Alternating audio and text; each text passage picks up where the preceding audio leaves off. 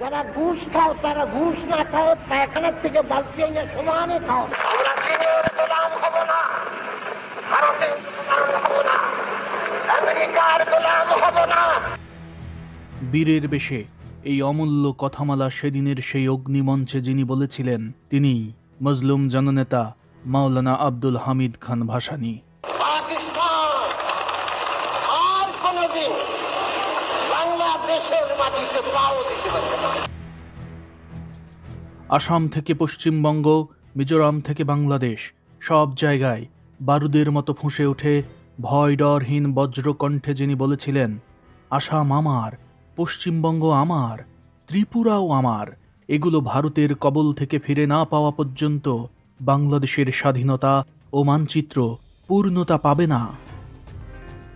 তিনি তার দীপ্ত কণ্ঠে বলেছিলেন, আমরা চীনের গোলাম হব না, আমরা ভারতের গোলাম হব না, আমরা আমেরিকার গোলাম হব না।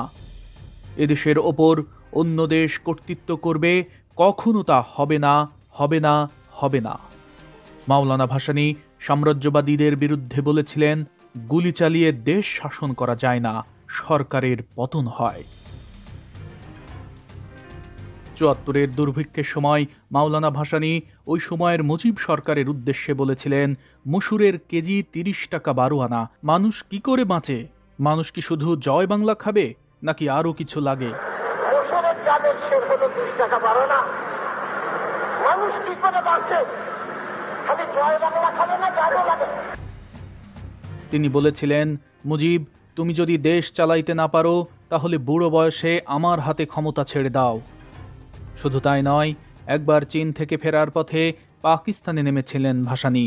সেখানকার মেয়র এক নাগরিক সংবর্ধনা দিয়েছিলেন তাকে।